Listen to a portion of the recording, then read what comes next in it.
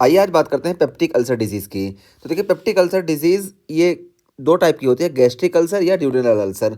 तो अगर स्टमक में हो रही है तो हम गैस्ट्रिक अल्सर बोलेंगे और ड्यूडेनम में हो रही है तो ड्यूडेनल अल्सर बोलेंगे। और ओवरऑल मोर कॉमन जो होती है ड्यूडेनल अल्सर होता है, ठीक है? मोर कॉमन होता है और ये लेस कॉमन होता है। ये चीज़ हम पहले बताएँ और उसके बाद दोनों के फीचर देखिए क्या है। तो पेन देखिए, तो पेन इसमें जो होगा can be greater with meals. जब खाना खाएँगे ना तब जो है गैस्ट्रिक अल्सर का पेन ज़्यादा देखने को मिलेगा और इसमें वेट लॉस देखने को मिलेगा। जबकि हम ड्यूडेनल अल्सर की बात करें तो यहाँ पे देखिए डिक्रीज विद मील। तो यहाँ पे जब एम्प्टी स्टमक रहेगा तो एम्प्टी स्टमक पे हमको पेन ज़्यादा देखने को मिलेगा और जब हम खाना खा लेंगे तो मील के बाद ये ड्यूडेनल अल्सर का पेन कम हो जाएगा और इसमें वेट गेन देखने को मिलेगा। तो देखिए पहला फीचर कि यहाँ पे खाली पेट दर्द होता है और यहाँ पे जो है खाना खाने के बाद दर्द होता है, ठीक है? यहाँ पे खाना खाने के बाद जो है दर्द बढ़ जाएगा और यहाँ पे खाना खाने के बाद दर्द कम हो जाएगा। तो ये पहला फीचर हुआ और दूसरा फीचर यहाँ पे वेट लॉस देखने को मिलता है और ड्यूडेनल अल्सर में हमको वेट गेन देखने को मिलता है। पहले हम बता दें कि ओवरऑल मोस्ट कॉमन हमारा ड्यूडेनल अल्सर है और दूसरी बात कि ड्यूडेनल अल्सर में भी मोस्ट कॉमन साइड जो होती है ये D1 होती है और D1 में भी एंटीरियर वॉल जो होती है मोस्ट कॉमन होती है। तो अभी हम क्वेश्चन कैसे आता है हम बताते हैं। उसके बाद फिर देखिए यहाँ पे एच पाइलोरी इन्फेक्शन की वजह से मोस्टली ये होता है, ठीक है? तो हमारा peptic ulcer H pylori infection की वजह से मोस्टली होता है और गैस्ट्रिक अल्सर में बात करें तो 70% टाइम यानी 70% चांस होता है कि ये एच पाइलोरी की वजह से हो और ड्यूडेनल अल्सर में तो 85 टू 90% चांस यही रहता है कि ये एच पाइलोरी की वजह से हो। और उसके बाद फिर मैकेनिज्म की बात करें तो देखिए यहाँ पे दोनों में हम बात करें, दोनों में म्यूकोजल जो प्रोटेक्शन होता है ना गैस्ट्रिक एसिड से वो डिक्रीज होता है, इसमें भी, ठीक है? तो देखिए दोनों में म्यूकोजल प्रोटेक्शन जो होगा गैस्ट्रिक एसिड से ये डिक्रीज हो जाएगा, इसमें भी। बस यहाँ पे क्या होगा कि इंक्रीज गैस्ट्रिक एसिड सिक्रीशन। तो गैस्ट्रिक एसिड सिक्रीशन इसमें ज्यादा हो जाएगा, ठीक है? इसमें भी गैस्ट्रिक एसिड सिक्रीशन ज्यादा देखने को मिलता है, थोड़ा सा हम बताते हैं। तो देखिए दोनों में म्यूकोजल प्रोटेक्शन कम देखने को मिलेगा, लेकिन यहाँ पे हम बात करें ना तो यहाँ पे गैस्ट्रिक एसिड सिक्रीशन ज्यादा देखने को मिलेगा। तो ये मोस्टली आपको गैस्ट्रिक एसिड सिक्रीशन की वजह से देखने को मिलता है, यानी इसमें क्या होता है हाइपर एसिड सिक्रीशन देखने को मिलता है हमारे ड्यूडेनल अल्सर में। तो ड्यूडेनल अल्सर मोस्टली हमारा गैस्ट्रिक एसिड सिक्रीशन की वजह से देखने को मिलेगा, जबकि हमारा गैस्ट्रिक अल्सर जो होता है ये मोस्टली जो होता है ये डिक्रीज म्यूकोजल प्रोटेक्शन की वजह से देखने को मिलता है।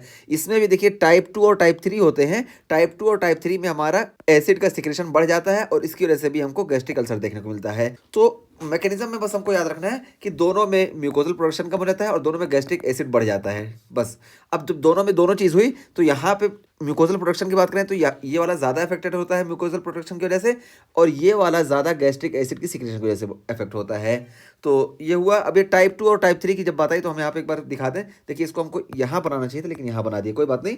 तो देखिए ये 4 टाइप के होते हैं और 5 टाइप की क्लासीफाई करते हैं, पांचों भी बता देते हैं। पहले 4 में देखिए तो देखिए गैस्ट्रिक अल्सर देखिए अगर यहाँ पे लेसर कर्वेचर पे तो इसको हम बोलते हैं टाइप 1 और अगर देखिए पाइलोरिक एंड ड्यूडेनल साइड पे है यहाँ पे तो इसको हम बोलते हैं टाइप 2 और टाइप 3 देखिए पाइलोरिक साइड पे है तो हम टाइप 3 बोलेंगे और टाइप 4 जब बॉडी पे होता है टाइप 4 बोलते हैं। और कभी कभी क्या होता है ये डिफ्यूज होता है या एनेसाइड की वजह से होता है तो इसको हम बोलते हैं टाइप 5, ठीक है? तो ये टाइप 4 हुआ, टाइप 5 भी हम बता दिए। तो ये देखिए पाइलोरिक या ड्यूडेनल अल्सर या पाइलोरिक जब होगा यानी टाइप 2 टाइप 3 गैस्ट्रिक अल्सर, यहाँ पे हमको गैस्ट्रिक एसिड का सिक्रेशन बढ़ जाता है, ठीक है? गैस्ट्रिक एसिड का सिक्रेशन बढ़ जाएगा, इस वजह से भी हमको यहाँ पे गैस्ट्रिक अल्सर देखने को मिलेगा। तो ये इसका मैकेनिज्म हो गया। मैकेनिज्म के बाद अदर कॉजेज की बात करें तो देखिए H pylori infection most common cause था। अदर कॉजेज देखिए यहाँ पे ये नेसाइड्स की वजह से देखने को मिलता है और ये जोलिंगर एलिसन सिंड्रोम की वजह से देखने को मिलता है।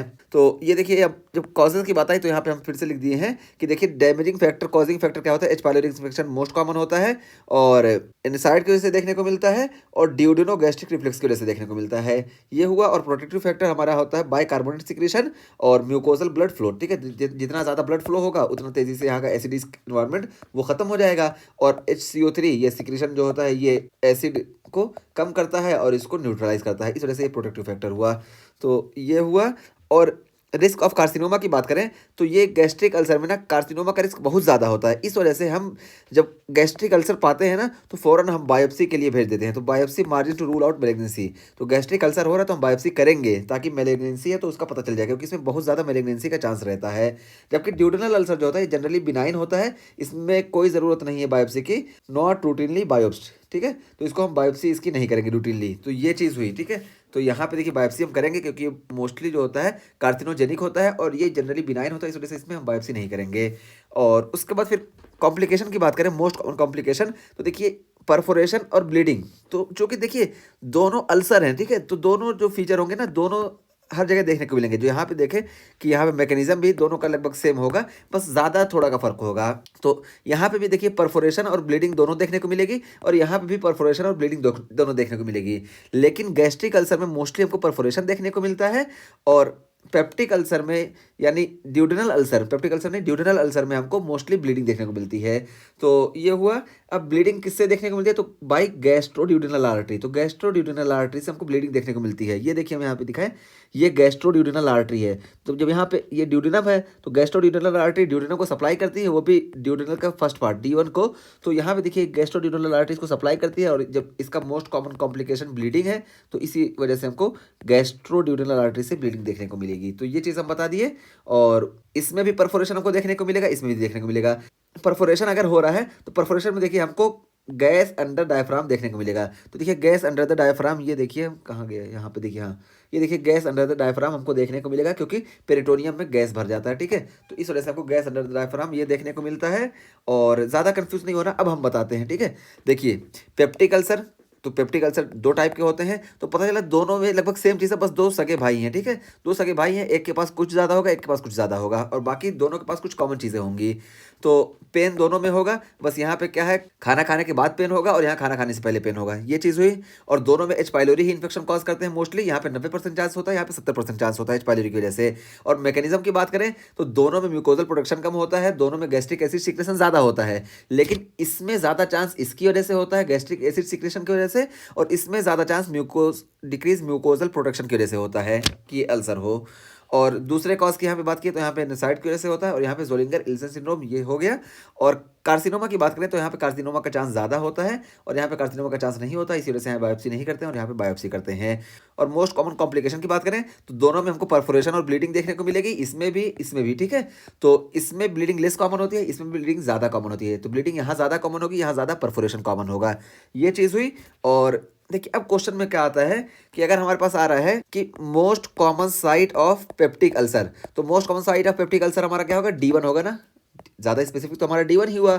तो D1 हम क्लिक करेंगे, ठीक है, क्योंकि पेप्टिक अल्सर पूछा गया है, तो D1 हम क्लिक करेंगे।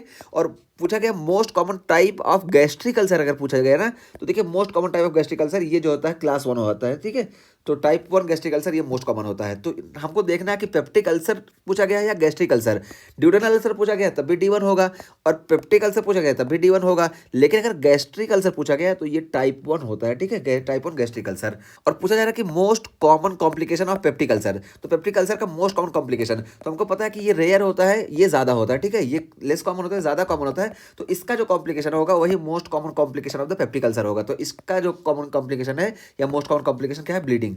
तो हम तो नॉर्मल क्वेश्चन हमको मिल रहा है कि most common cause of peptic ulcer, तो यहाँ पे हम जो है सीधा ब्लीडिंग टिक करेंगे, ठीक है। ये क्वेश्चन मुझसे भी गलत होता है, इस वजह से इस पर मैं फोर्स कर रहा हूँ, ठीक है, कि अगर सीधा सीधा पूछा जा रहा है कि most common complication of peptic ulcer, तो हम ब्लीडिंग टिक करेंगे। या पेप्टिक अल्सर पूछा जाए या ड्यूरेनल अल्सर पूछा जाए, हम ब्लीडिंग ही टिक करेंगे। अगर स्पेसिफाई कर दिया जाए कि most common complication of gastric ulcer, तो यहाँ पे हम टिक करेंगे परफोरेशन, ठीक। तो ये चीज़ हमको समझ में आ जाना चाहिए, क्वेश्चन हम इस तरह से सॉल्व करेंगे।